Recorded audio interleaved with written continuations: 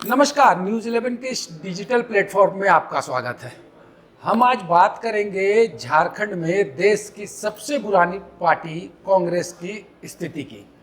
हालात क्या हैं और ये हालात क्यों बन रहे हैं, इसके लिए जिम्मेदार कौन है, ये बड़ी दिलचस्प कहानी है। जिस तरीके से मौजूदा परिस्थितियों में झारखंड में कांग्रेस काम कर रही है, तो चर्चा कांग्रेस के अंदर बस यही हो रहा है कि कांग्रेस कागजों पर सिमटती जा रही है। कांग्रेस एक्सेल सीट बनाने वाली पार्टी बन गई है।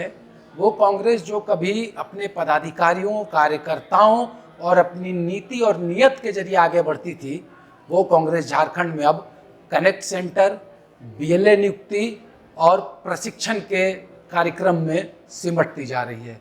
प्रशिक्षण कुछ इस तरीके से कि पार्टी के प्रदेश के नेता हों, जिला के नेता हों या फिर प्रखंड के लोग हों, सभी लोग एक्सेल सीट बनाने में व्यस्त हैं। झारखंड कांग्रेस के जो प्रभारी हैं के राजू, उन्होंने जो टास्क पार्टी के अंदर दे रखा है, उससे कांग्रेस एक्सेल सीट पर सिमटती जा रही है। आज 30 तारीख है और आज से ठीक एक साल पहले यानी कि 30 मार्च 2025 को 5 दिनों तक कांग्रेस ने जो मंथन किया था पुराना विधानसभा के सभागार में, उसका अंतिम दिन था। और आज ही के दिन पिछले साल झारखंड कांग्रेस के प्रभारी ने 100 दिनों का टास्क झारखंड प्रदेश कांग्रेस कमेटी को दिया था, ये कहते हुए कि इन 100 दिनों में जो काम करेगा उसके एवज में उनको रिवार्ड दिया जाएगा, उन्हें पार्टी की कमेटियों में जगह दी जाएगी। लेकिन इस 100 दिन के टास्क को दिए हुए 365 दिन बीत गए, लेकिन 100 दिन का टास्क झारखंड कांग्रेस के प्रभारी पूरा नहीं करा सके। जो काम झारखंड में कांग्रेस कर रही है, जिस पैटर्न पर चल रही है, उसका एक परिणाम बीते दिनों देखने को मिला। निकाय चुनाव में बुरी तरीके से झारखंड में कांग्रेस पिट गई। 1.5 सालों से निकाय चुनाव की तैयारियों में जुटी कांग्रेस अगर परिणाम को सामने से देखे तो खुद शर्मा जाए। मानगो में किसी तरीके से बन्ना गुप्ता ने इज्जत बचा दी। बेरमो में वहाँ के विधायक कुमार जयमंगल ने अपनी मेहनत और अपनी नीति के बदौलत वहाँ की दोनों सीटें जिता दी। और रामगढ़ में ममता देवी ने पार्टी की लाज बचाकर अपने आप को एक नेत्री के रूप में स्टेब्लिश किया।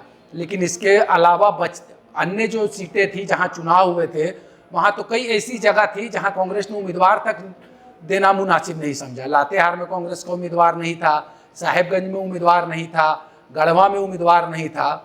और जहाँ पर कांग्रेस जीत सकती थी, वहाँ पर प्रदेश नेतृत्व की कमजोरी कहिए, प्रभारी की विफलता कहिए, पार्टी चुनाव जीतते जीतते हार गई। रांची उसका उदाहरण है, डाल्टनगंज उसका उदाहरण है। जीती हुई सीट गंवाने की कहानी इन दिनों झारखंड कांग्रेस के मुख्यालय में तेजी से चल रही है कि कैसे कांग्रेस जीती हुई बाजी हार जाती है। रांची में बैठे बैठे कांग्रेस ने जीते हुए डिप्टी मेयर का चुनाव आसानी से हरा दिया। 43 पार्षदों का दावा करने वाली कांग्रेस अंत में समर्थन भी ऐसे पार्षद को दे बैठी जिसका सीधा संबंध भाजपा से था, और उसको महज 15 पार्षदों का समर्थन मिला और वहाँ भी कांग्रेस की भद पिट गई। अब सांगठनिक विषयों की अगर बात करें तो जो झारखंड में कांग्रेस चल रही है, मौजूदा परिस्थितियों में देश में एकमात्र ऐसा संगठन झारखंड होगा कांग्रेस का जहां अध्यक्ष तो बदल दिए गए, लेकिन पार्टी पुराने अध्यक्ष की कमेटी के भरोसे चल रही है।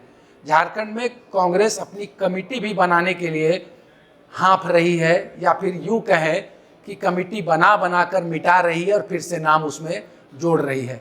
कभी आवेदन मांगे जाते हैं, उसकी स्क्रूटनी होती है, तो कभी प्रभारी प्रदेश अध्यक्ष को ऐसी चिट्ठी लिख देते हैं जिसे पार्टी के अंदर ये चर्चा हो जाती है कि क्या प्रदेश प्रभारी प्रदेश अध्यक्ष को ही हटाना चाहते हैं।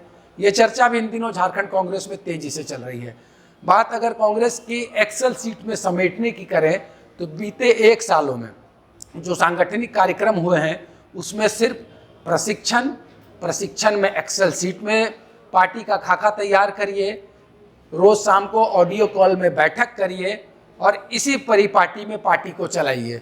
स्थिति ये बन पड़ी है कि झारखंड के 2 महत्वपूर्ण विषयों को लेकर कांग्रेस के प्रभारी ने बड़ी घोषणाएं की थी। एक घोषणा तो खुद उन्होंने की थी 26 मई 2025 को, जब राजभवन, तत्कालीन राजभवन के सामने राज्य के सरना धर्म कोड के विषय को लेकर कांग्रेस ने बड़ी आंदोलन की, एक बड़ा धरना राजभवन के समक्ष दिया। तमाम बड़े चेहरे जो इकट्ठा हुए, उत्साहित उससे प्रभारी इतने हो गए कि उन्होंने घोषणा कर दी कि हम बहुत जल्द दिल्ली में जंतर मंतर में धरना देंगे और सरना धर्म कोड लागू कराने की लड़ाई पूरे देश में कांग्रेस आदिवासियों के लिए लड़ेगी।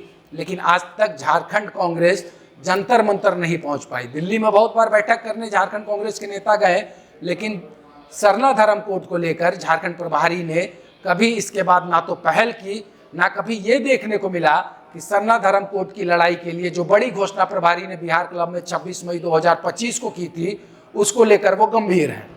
दूसरा एक बड़ा मुद्दा झारखंड की राजनीति में रहा है ओबीसी के आरक्षण को 27% करने का।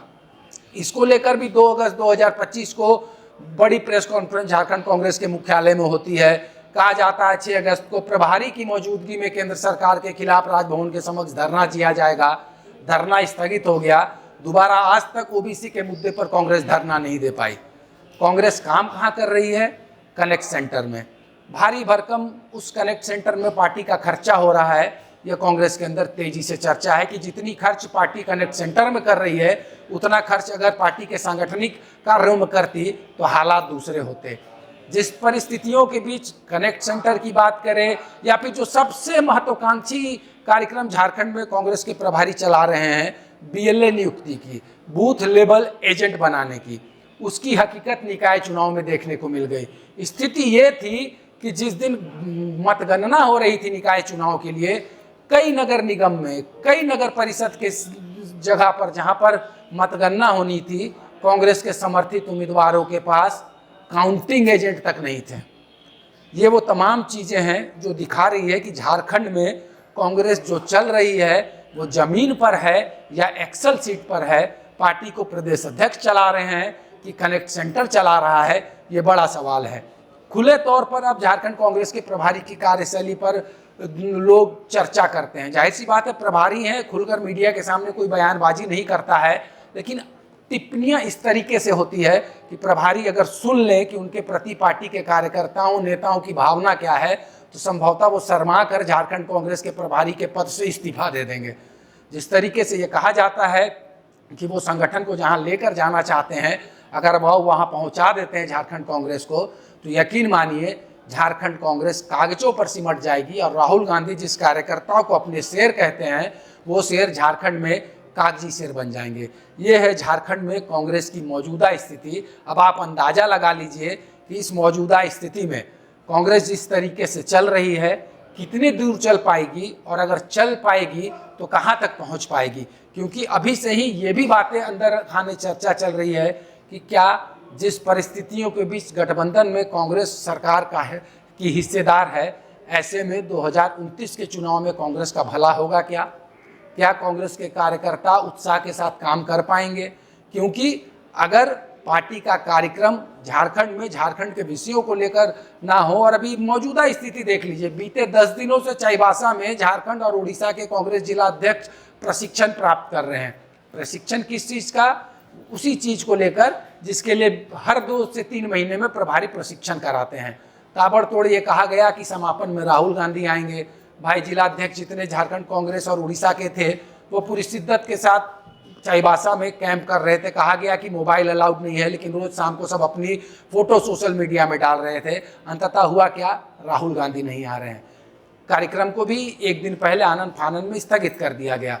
तो बड़ा सवाल है, और ये सवाल झारखंड के कार्यकर्ता कांग्रेस के कर रहे हैं कि क्या झारखंड कांग्रेस के प्रभारी झारखंड प्रदेश कांग्रेस कमेटी को एक्सेल सीट में समेटना चाहते हैं।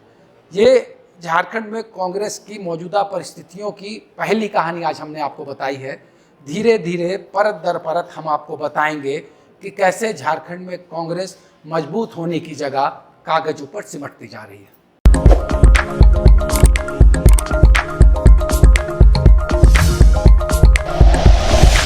Like and share videos, subscribe करें हमारा चैनल और प्रेस करें बेल आइकॉन। News 11 भारत, सच है तो दिखेगा।